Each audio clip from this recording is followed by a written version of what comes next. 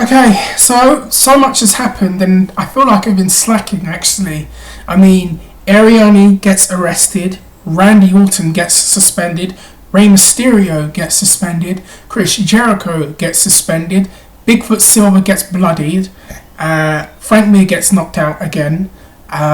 It's just like so many things have gone on, and Dominic Cruz got injured too, and it's like I've been slacking a little bit. So I'm going to try and catch up with things that are going on, and I want to talk about two things that are somewhat linked together, and where or how or what do I start with?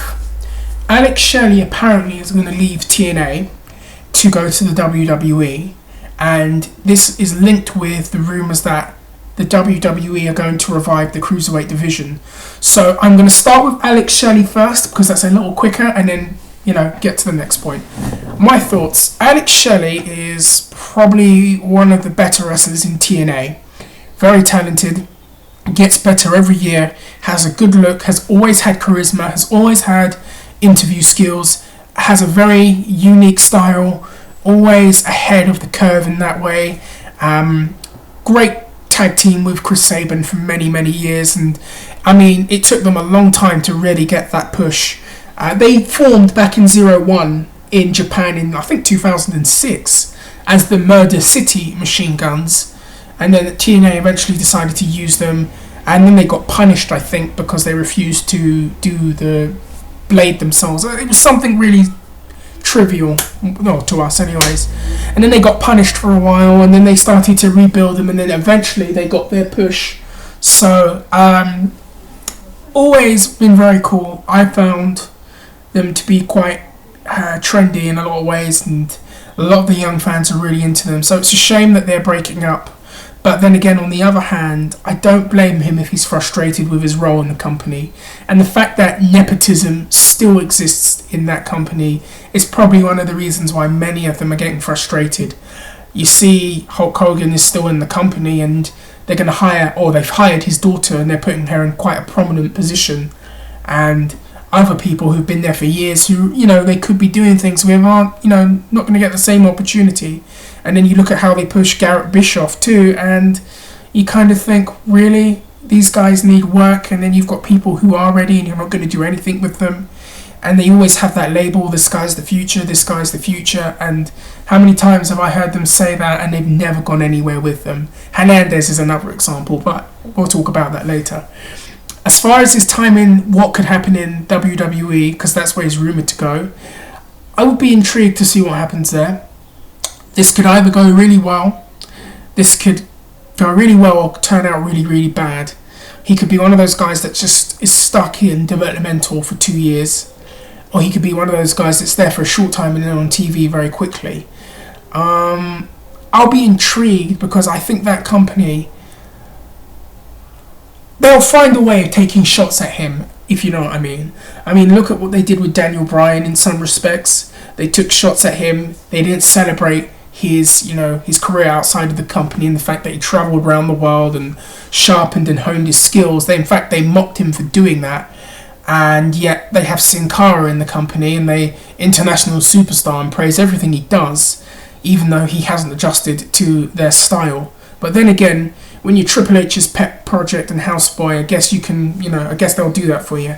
Anyways, so if Alex Shelley does come in, it's rumoured he's going to be a part of this revived cruiserweight division. So I've got my opinions on that, and give me 2 minutes while I just sip this. Oh shit, almost spilt on myself. Right. I did a video, I think 2-3 years ago, about cruiserweights, and you can go back and you can probably find it. And some of the same points for me still are relevant. There seems to be this idea within the company that a guy that's small, that's not bodybuilder, Herculean looking, can't draw money. These guys, they don't have the charisma. And I finally realised after watching Tough Enough what charisma means and having the it factor means. When Andy Levine, who is 6'7" or something like that, wins Tough Enough because he's got the it factor. Yet there were 4 people on that contest with far more talent and far more things that they could use at the time and available, and none of those guys won't got into the finals, but Andy Levine gets in because he's 6'7" with muscles, even though he had no personality and was very, very rough around the edges. I'd seen some of his matches in FCW, they were not pretty. And again, I mean, it's not like we haven't known this for years. Anyways, you just kind of look at how they've utilised people or guys of that kind of style, cruiserweights. I remember when they revived the light heavyweight title in the late 90s, and it started off well. They fucking, I can't even say it right. They flew in guys from Japan. They got Great Suzuki, who I've pronounced wrong, and Great Liger is going to kill me for doing that. They flew in a lot of guys, got Taka Michinoku. They even used one of their own guys, Scott Taylor and Brian Christopher. And it started off well in that little one-night tournament, and then it just evaporated after that, and nothing happened. And then they put the belt on Christian, and then Christian lost the belt to Gilbert. And then, you know, we didn't see anything for a while. Then they bring in Essa Rios back. He wins the belt. It looks like they're going to start it up again. And then, you know, again, the same thing. They don't do anything with these guys. And then when they bought WCW, that's all we would hear about when the brand split was eventually going to happen. You know, every week on Ross Report, you know, Jim Ross's little blog back then, he would go on about the cruiserweight this, the cruiserweight that, we're going to push it, oh, it's going to be something spectacular. And sure enough, they did start it off okay. And then, again, all those guys got lost in the shuffle. And they started signing cruiserweight guys, and it looked like, again, they're getting our hopes up, they're going to do something with it. They signed Ultimo Dragon they signed Ultimo Dragon in 2003, and everyone was excited, and again, the same thing happened. They just lost interest. And then they started to treat the belt and the whole division like a comedy division. I think they had Chavo Classic win the belt. They put the belt on Jacqueline. They just, you know, did nothing with that title for a long, long time. Until they eventually just put the belt on Hornswoggle, and that was the final straw for me. But now it makes me think that apparently they're talking about reviving this division, and I just want to address the first point. To me, whenever I've talked about making stars, and I always want to make this clear, you don't necessarily have to have guys in your world title or your main event spot to make stars.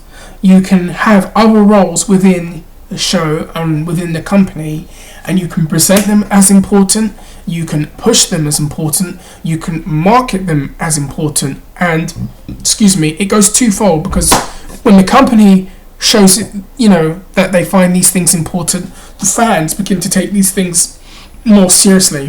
Why do you think the tag team titles are now nothing more than 2 penny belts that no one gives a crap about?